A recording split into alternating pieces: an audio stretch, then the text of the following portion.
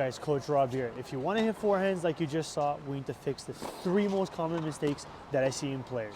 So the first biggest mistake is players will set the racket way too low. They'll set it with the face completely down, maybe below the wrist, so on and so forth. Now, although we need to get into this position, we're going to actually fix this by just taking the racket and just bringing the racket head above the wrist.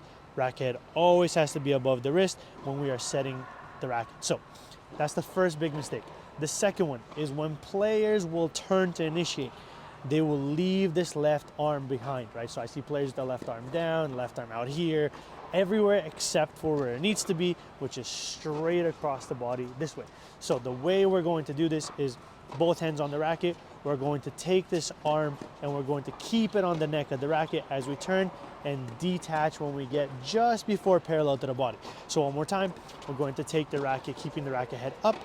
Left arm is coming back, separating as we get across the body, and we're going to keep this left arm here. So notice, racket head still above the wrist, left arm is up.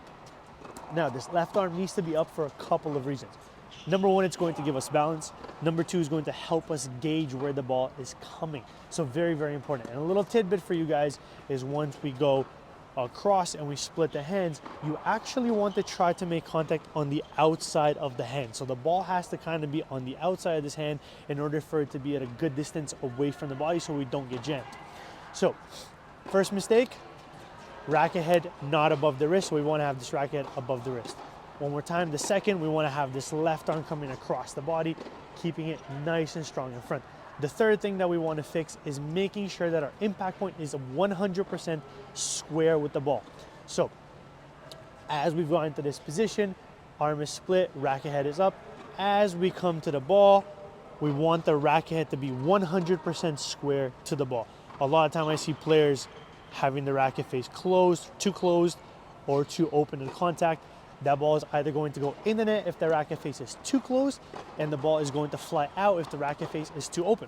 So, very simple, we want to make sure that the strings are completely 100% square to the ball, and then obviously extending through. You're going to see pros extend through the ball. You're going to see that racket face looking like it's closed.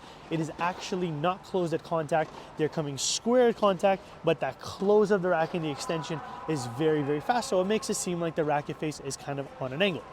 So guys, one more time, just to recap really quickly, we want to always make sure that we're having this racket head above the wrist.